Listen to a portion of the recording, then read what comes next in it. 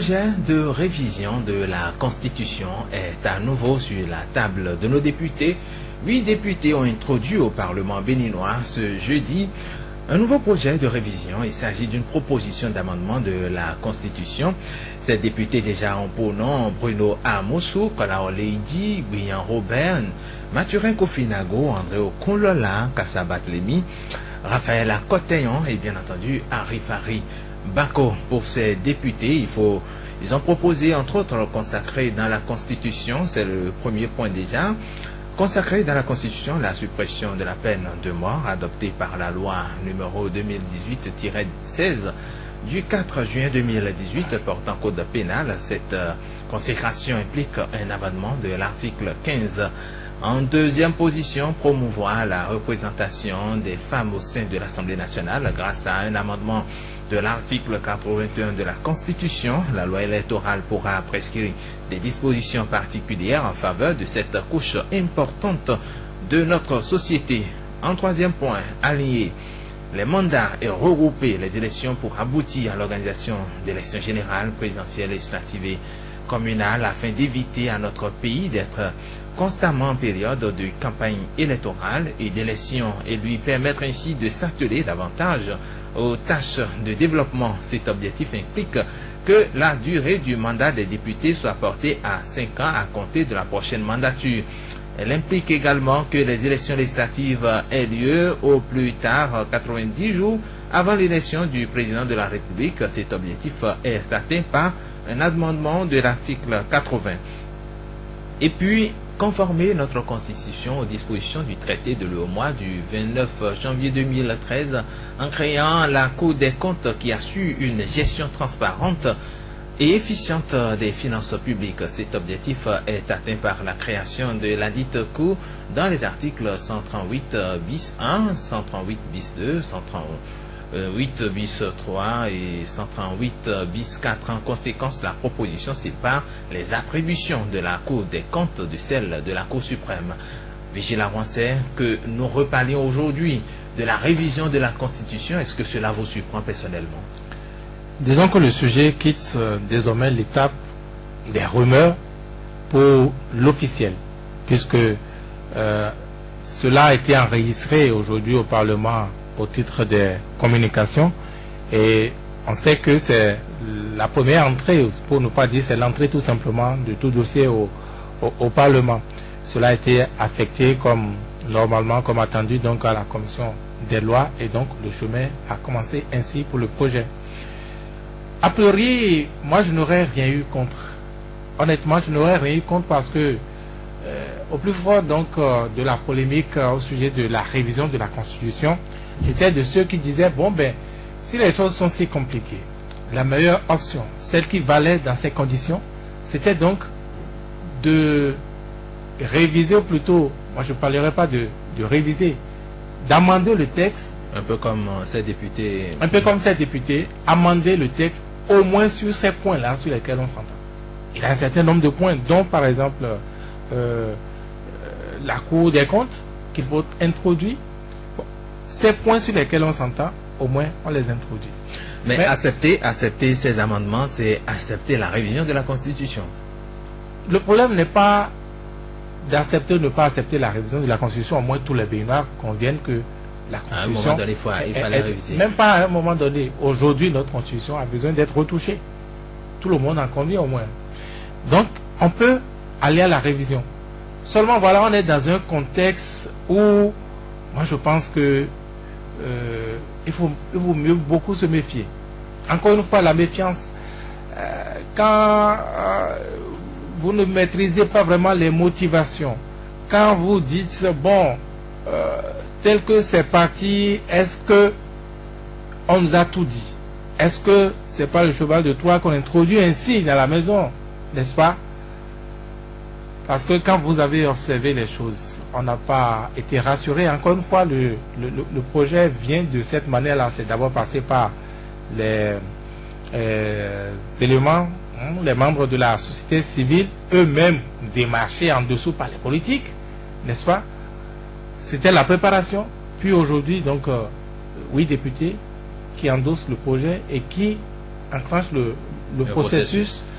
Vous voyez, dans un climat où vraiment on est sûr de rien, où il faut plus de pédagogie, je pense que même si le processus devait commencer comme ça, il a commencé d'ailleurs, même si on devait aller plus loin, comme ça a commencé, on entend dire que c'est le mois de juillet qui va donc consacrer la révision de la Constitution, donc l'aboutissement du projet.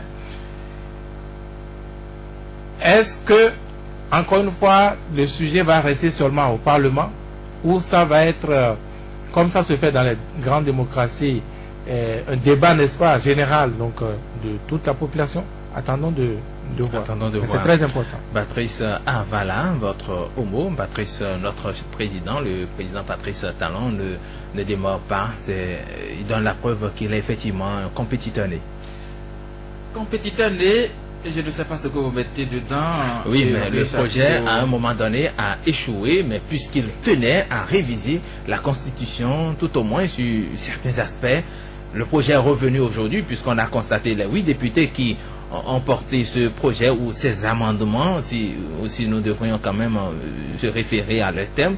Les 8 députés sont du bloc de la majorité parlementaire ou de la majorité présidentielle. Et je crois que l'initiative vient de ces 8 députés-là.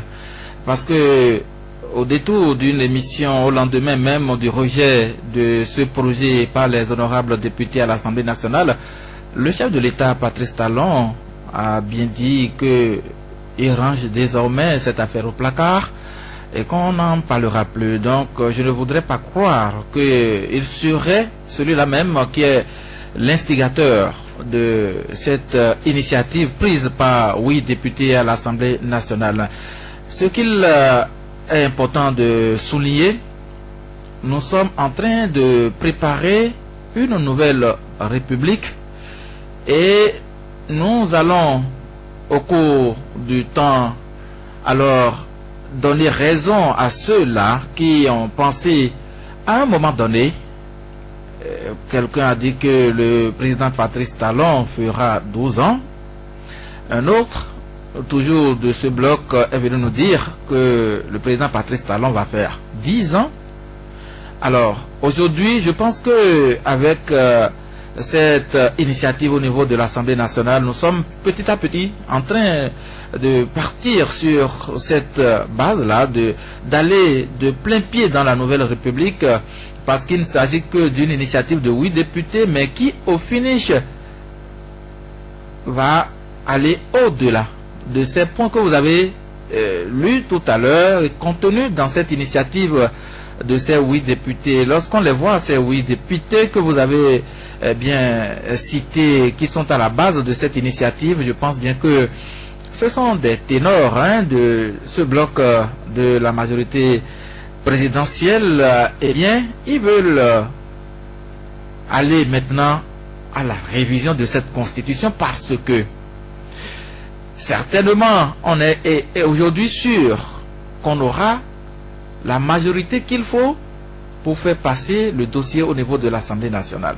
Il y a ces rumeurs au Bénin, il faut commencer par avoir foi à ces rumeurs qui circulent un peu partout, que dans le rang de la minorité parlementaire, il y en a eu déjà qui sont dénichés, ils ne sont plus au nombre, les 22 ou 23 avant, 22 aujourd'hui, ils ne sont plus au nombre. Je pense que l'histoire nous donnera raison parce que quand cette affaire va commencer au niveau de l'Assemblée nationale, quand les honorables députés, quand l'initiative va passer sur la table des députés qui sont membres de la commission des lois et revenir en séance plénière, je pense que les choses seront désormais claires au niveau de l'Assemblée nationale et on verra qui fait quoi et à quel moment, et ça permettra au peuple béninois de savoir à qui est-ce qu'il faut envoyer désormais à l'Assemblée nationale.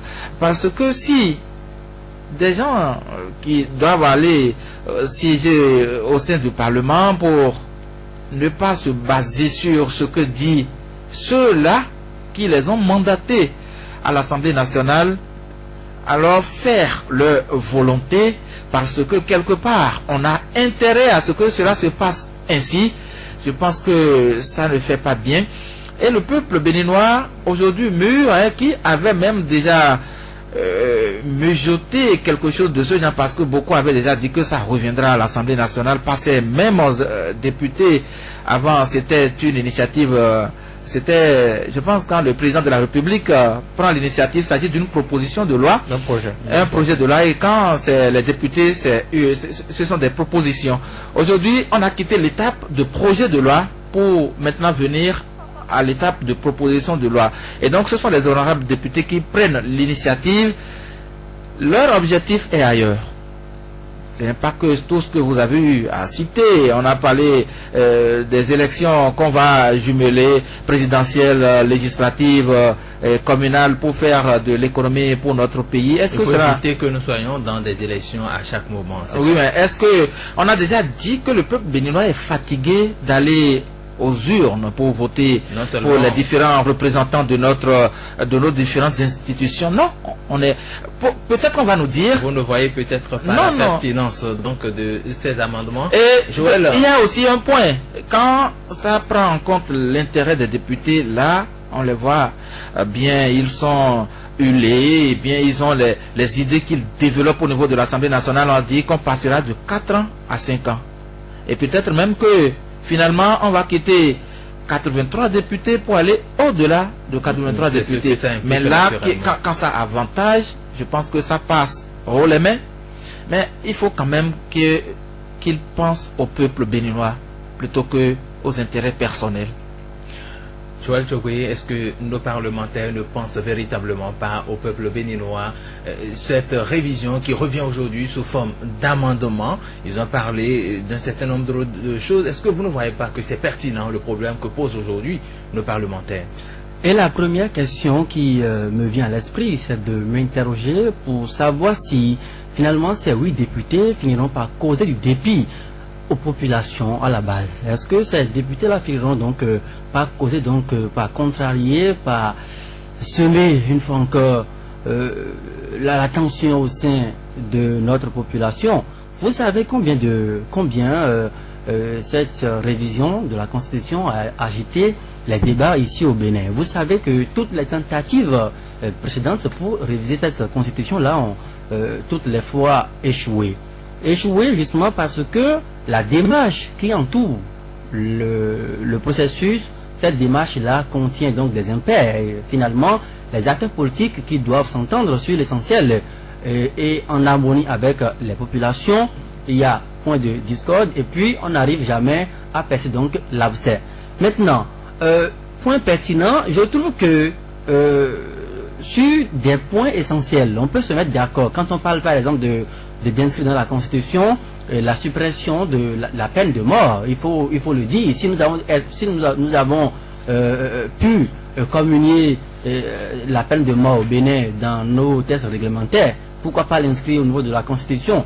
Maintenant, les Béninois qui sont constamment appelés à aller aux urnes, pratiquement c'est un cycle, chaque 2 ans, chaque 3 ans, on doit quand même se rendre aux urnes.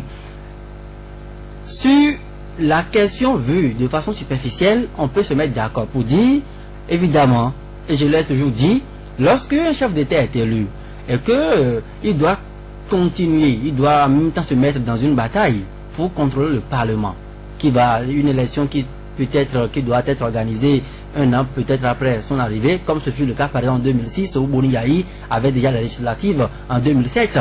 Et nous avons vu ce qui s'est passé par la suite. Et ça va revenir encore, 2019 et encore là. Et nous savons déjà les tractations politiques qui sont dans l'ombre, qui se formatent dans l'ombre pour contrôler le Parlement. Donc, où se trouvent les questions de développement? Ça pose véritablement un problème. Donc, sur les questions de forme, on peut s'entendre.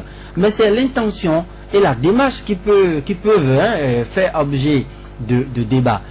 Aujourd'hui, il est clair que, pour reprendre l'expression, les députés veulent faire opérer une révision chirurgicale, comme on le dit, des amendements ciblés sur des points précis. J'ai eu dit quand même qu'on passerait à... On peut vouloir parler d'amendements ciblés, et puis on peut passer de 4, on peut se retrouver à 42 articles à modifier. Bon, là il faut quand même il faut quand même espérer compter sur la bonne foi des députés. Malheureusement, ce n'est pas forcément ce qui est la chose la mieux partagée aujourd'hui au Bénin. Parce que les acteurs politiques ont tout le temps travaillé pour éroder le capital confiance qu'on devrait placer en eux. Ce qui fait aujourd'hui que même si l'intention qui sous-tend cette initiative-là, cette proposition de révision de la Constitution, si même l'intention elle est noble, aujourd'hui, compte tenu d'un certain acte qui ont été observés par le passé, compte tenu des jeux de dupes qui ont été observés par le passé, compte tenu des tentatives pour glisser certaines dispositions par des subtilités bizarres dans la Constitution, compte tenu de tout cela, aujourd'hui, la méfiance, la suspicion gagnent donc du terrain. Et je ne trouve pas, en l'état actuel de la question, je ne trouve pas par quelle alchimie les porteurs de ce projet-là pourront arriver à convaincre leurs pairs, pourront arriver à faire passer dans l'opinion publique les points inscrits donc dans cette proposition de loi.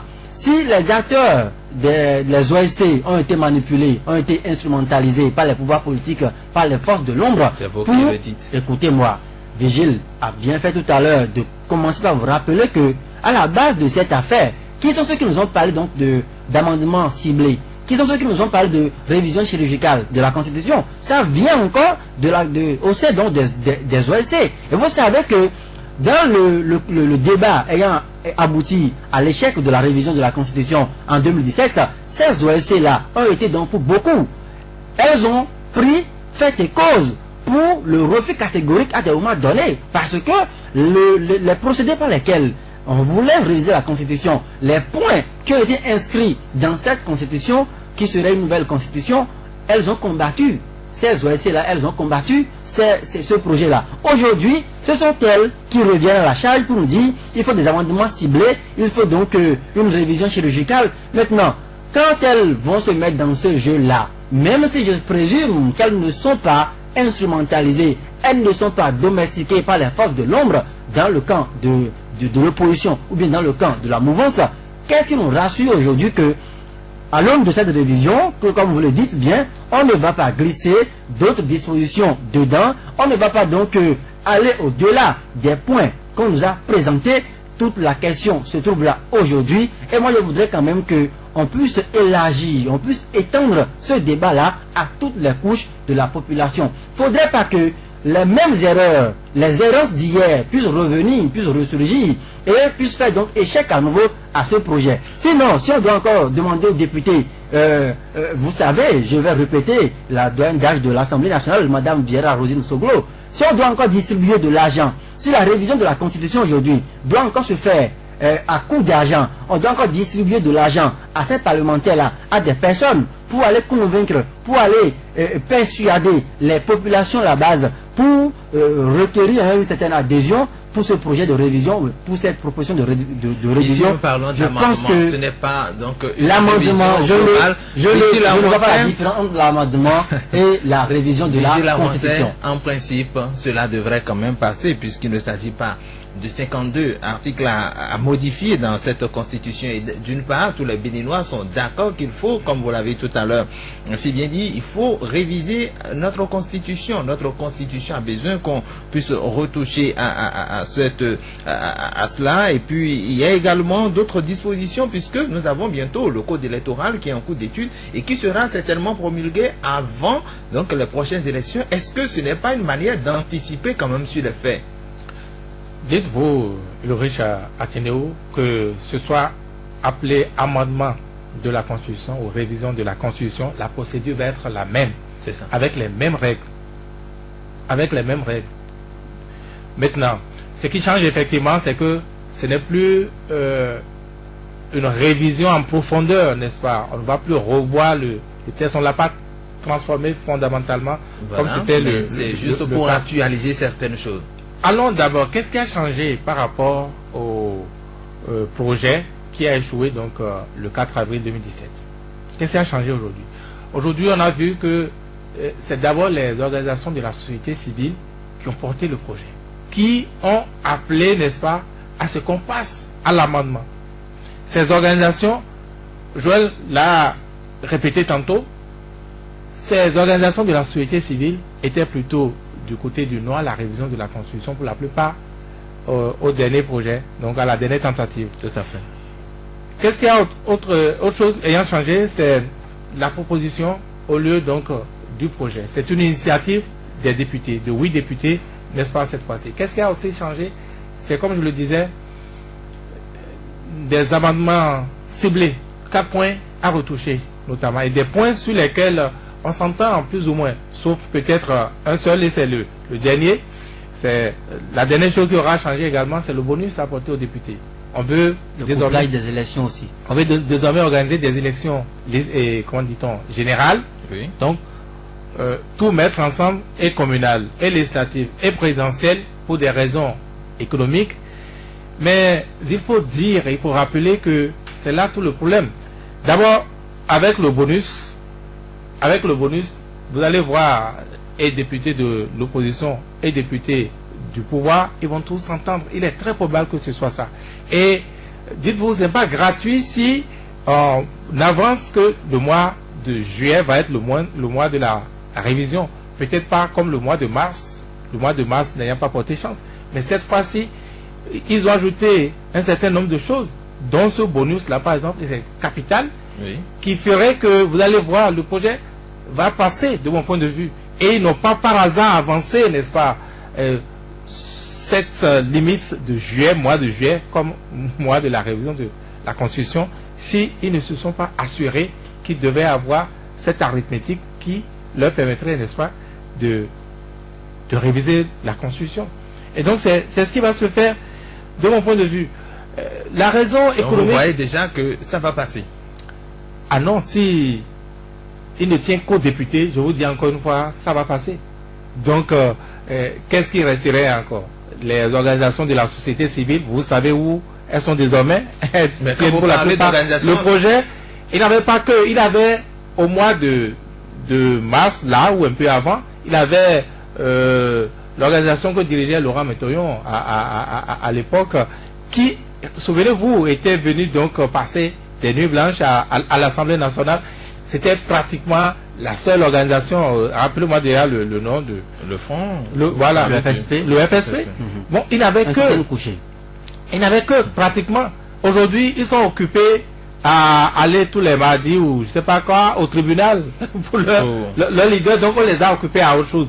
Depuis que ils ont fait cette tentative de marche reprimée par le préfet Toboula, qui était allé même empêcher que la marche démarre. Vous avez vu, il n'a plus rien. Il n'a même plus de conférences de presse, même si les conférences de presse ne donnaient rien. Mais il n'a plus rien. Donc quand vous prenez l'état des lieux aujourd'hui, je vous assure, tout est réuni pour que la Constitution soit réunie. Donc, dans un tel contexte, je pense qu'il faut être réaliste. Être réaliste et amender ce qui est amendable, de mon point de vue. Ce qui est amendable, c'est, comme ils ont proposé, la Cour des comptes. Ça, moi, je n'y trouve aucun problème. La représentation des femmes, je n'y trouve aucun problème aussi. Parce qu'à l'état actuel de notre Constitution, on ne peut pas y aller. Rappelez-vous qu'il y a eu cette loi-là au Parlement, cette loi qui a été recalée par la Cour constitutionnelle dans le temps, justement parce que notre Constitution dit que et femmes et hommes, nous sommes tous égaux devant la loi. C'est ça, mais les députés, vous les connaissez, la Cour de l'eau a demandé à cette même Assemblée donc de corriger certaines choses dans les dispositions de la loi sur le travail, je crois, et ils ont introduit de façon subtile le retrait du droit de grève. Ça a causé de problèmes dans le temps. Aujourd'hui, qu'on demande à cette même parlementaire d'amender 4 articles ou de corriger 4 articles, ils peuvent également la ruse et la rage, non? Non, je suis tout à fait d'accord avec vous. Et c'est là tout l'enjeu. C'est là tout l'enjeu. C'est faire en sorte que on s'en tienne, n'est-ce pas, à ce qu'on a énuméré. Ces aspects-là avec lesquels on est plus ou moins d'accord. Là, moi, j'ai mis de réserve, c'est organiser les élections générales. Vous ne m'avez pas laissé développer.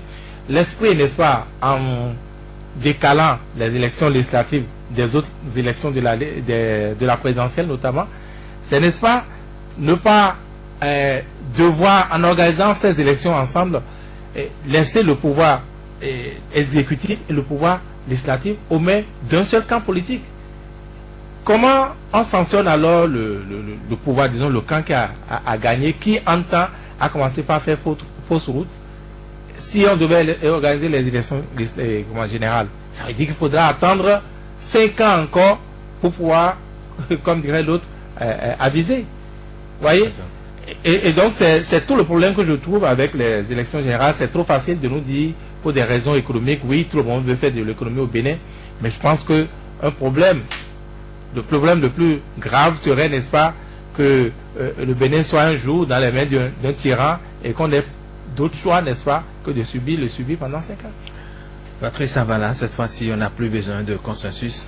Il y a une urgence. Il faut nécessairement que on puisse se conformer aux dispositions actuelles. Il faut actualiser cette constitution et les Béninois, a priori, devraient comprendre la démarche de nos parlementaires. Vous parlez d'urgence, je ne sais pas où se trouve l'urgence. Je ne sais pas où se trouve l'urgence. Qu'est-ce qui presse? En 2019, oui, on aura des élections. En 2020, il y aura également des élections. En 2021, il y aura également des élections. Et quand on va décider de mettre toutes ces élections ensemble, ça veut dire quelque part, soit on prolonge le mandat de quelqu'un, ou on fait des élections anticipées. C'est ça, la vraie réalité. C'est que 2019, on va aux élections législatives. 2020, on va aux municipales. 2021, c'est la présidentielle. Maintenant, quand on décide de coupler toutes ces élections pour des motifs économiques, c'est que soit on met les législatives en 2021, puisque c'est la dernière élection qu'on va faire sur toute la ligne, si nous commençons à partir de 2019, et les députés aussi auront leur mandat prolongé pour 2 ans.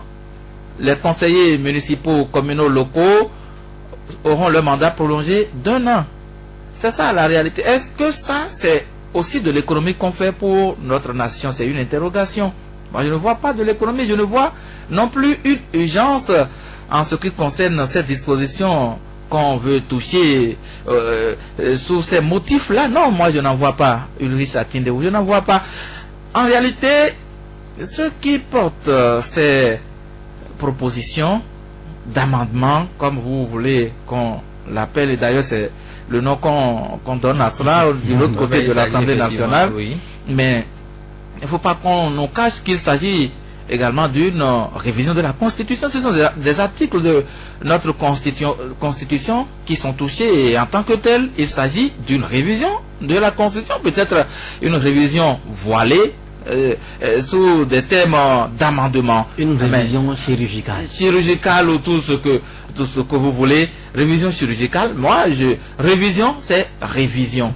Et lorsqu'on va commencer cette affaire lorsqu'on va commencer les études et examens au niveau de l'Assemblée nationale, vous l'avez dit, avec toutes les subtilités qu'on connaît à nos hommes politiques, je pense bien qu'on ira au-delà. On est là, on verra bien. On ira au-delà. Parce que l'histoire nous donne aujourd'hui raison que lorsqu'on commence quelque part, on trouve toutes les manigances pour introduire. On dit, bon, mais on est en train de travailler pour le peuple, mais au finish, ça n'arrange que soi. Ce sont les hommes politiques qui bénéficient en premier de cette disposition qu'on cherche à introduire dans notre loi fondamentale. On dit que tous, on est unanime aujourd'hui, qu'il y a des dispositions, des articles dans la loi fondamentale de notre pays qu'il faut qu'on touche pour coller à la réalité. Mais lorsqu'on proclame la ruse et la rage au sommet de l'État, qu'est-ce que vous voulez? Qu'on se laisse faire? On ne peut pas se laisser faire. Et pour ne pas se laisser faire, il faut donc... il faut la veille citoyenne. Et encore que ceux-là qui doivent se mettre dans cette tâche, les organisations de la société civile, sont les premières à porter ces amendements à notre loi fondamentale. Ça veut dire que désormais, le jeu est clair, c'est fait au niveau de l'Assemblée nationale. Parce que si on sort encore ces propositions, on a parlé de 4 articles, d'accord, c'est parce qu'on, quelque part, on est sûr que maintenant, l'ambiance au niveau de l'Assemblée nationale est favorable à cet amendement. C'est parce qu'on est sûr, parce que le politicien, il calcule tout. Il calcule jusqu'au centimètre près. Même dans les intentions de ses collègues, Et aujourd'hui, vouloir aller sur ce terrain, c'est ne pas vouloir parce que c'est déjà... Nous sommes déjà sur le terrain. Sur le terrain. Voilà. On est déjà au niveau de la commission des lois et quand ça commence à partir de là, je pense que ça reviendra en plénière et finalement on va atteindre là où on veut l'objectif qu'on s'est fixé. Et c'est parce qu'on est certainement sûr qu'aujourd'hui, avec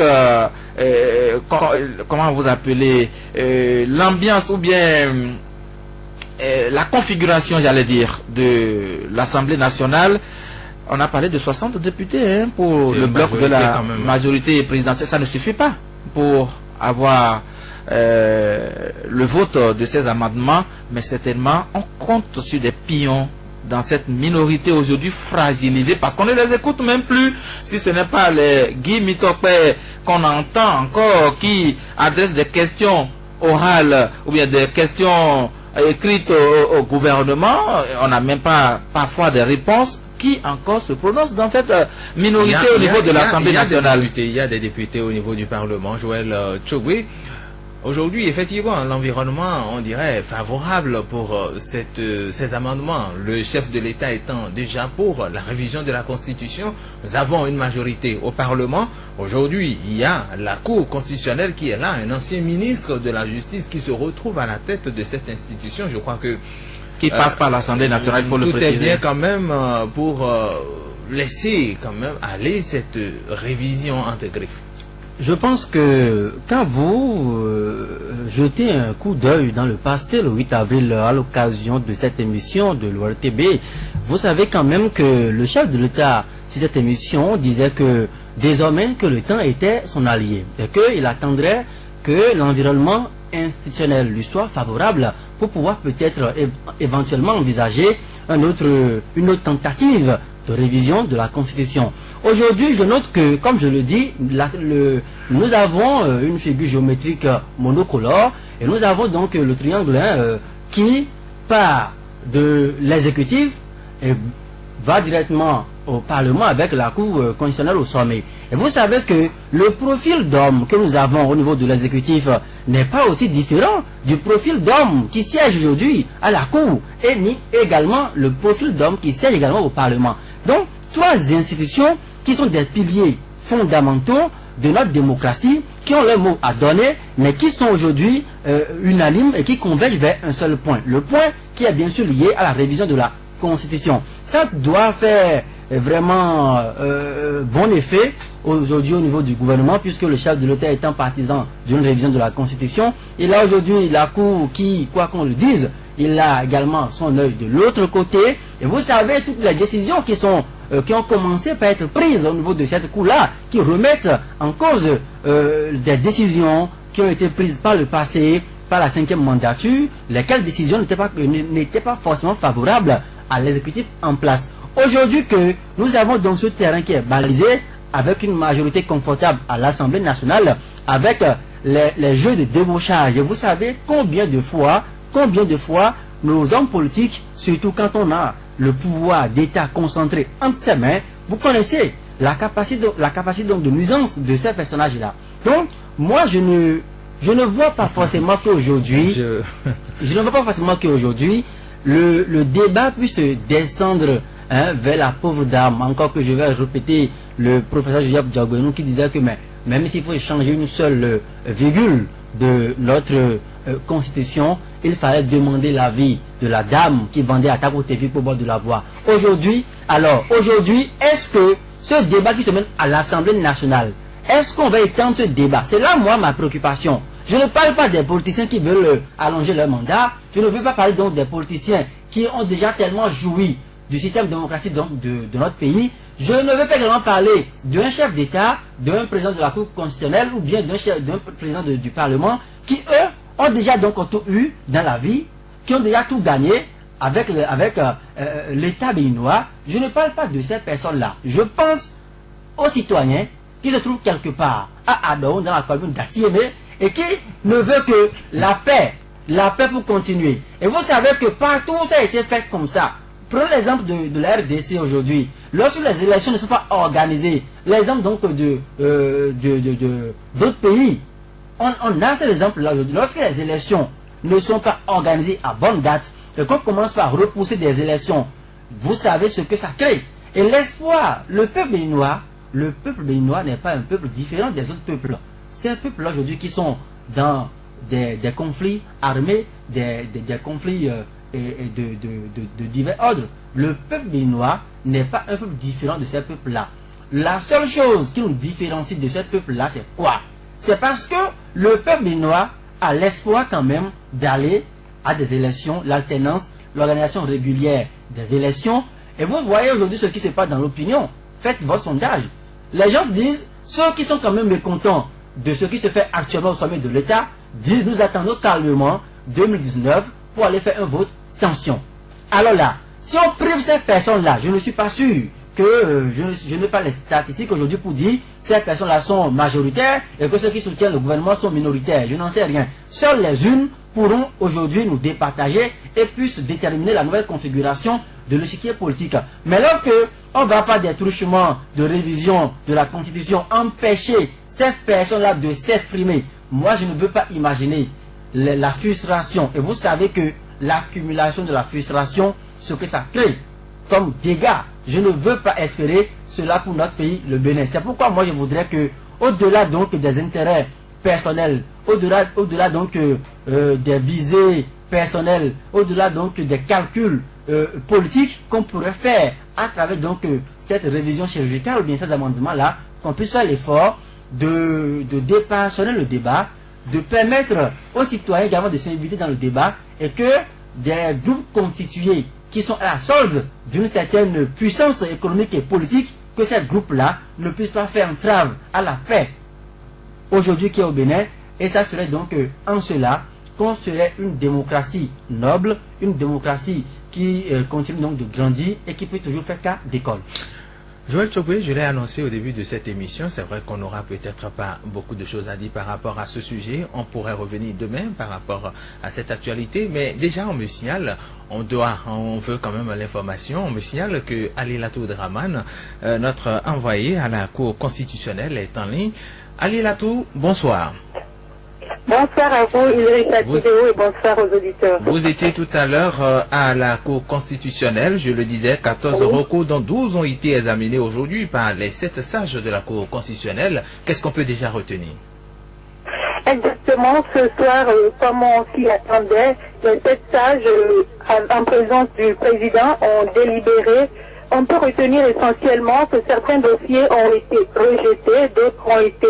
La Cour s'est déclarée incompétente pour d'autres et d'autres ont été déclarés irrecevables. En ce qui concerne essentiellement le dossier sur le retrait du droit de grève, dont 2 requérants avaient introduit un recours en interprétation des décisions, la Cour a décidé que les décisions sont conformes à la Constitution. Donc le retrait du droit de grève pour les agents du secteur de la justice, de la santé, de la police républicaine et des enseignants sont conformes, la décision plutôt est conforme à la Constitution. Donc essentiellement c'est ce qu'on peut retenir de l'audience publique de ce soir.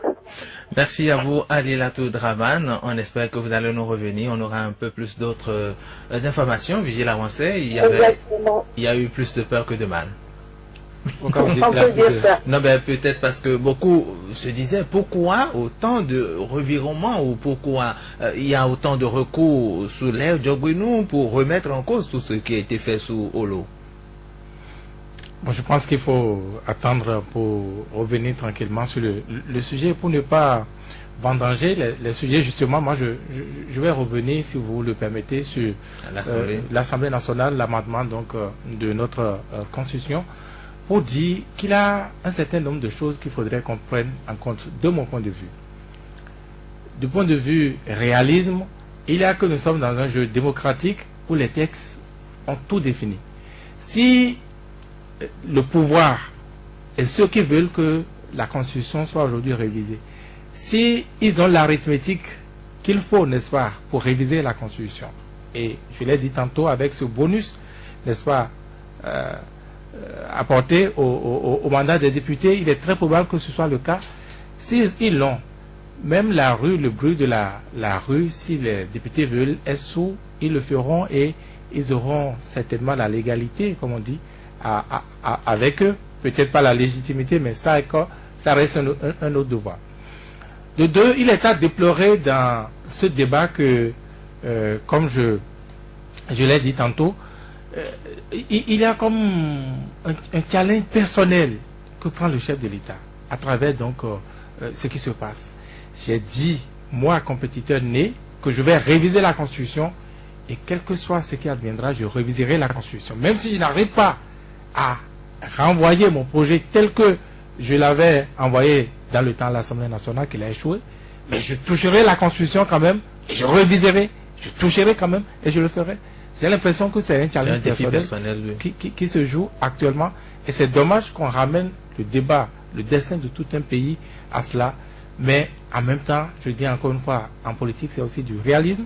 Si les politiciens constatent aujourd'hui que même la pression, et la pression, je l'ai dit aussi, a été handicapée notamment donc de ces éléments de la société civile qui ont été commis pour paradoxalement soutenir le projet en l'état. Si c'est le cas, ben, je pense qu'il faut, comme on dit, aller devoir ramasser le reste, n'est-ce pas, des bagages tombés. Merci beaucoup à vos vigiles à Roissy. Nous allons nous arrêter là ce soir. Nous allons nous retrouver certainement demain pour un autre numéro d'Intégral. Merci à vous, Patrice Savala. Merci également à Joël Tchogwe à la mise en onde. Mohamed Léamidi, bonsoir chez vous. Dans quelques minutes, vous aurez le grand format de l'actualité, le journal de 20h, la deuxième grande édition.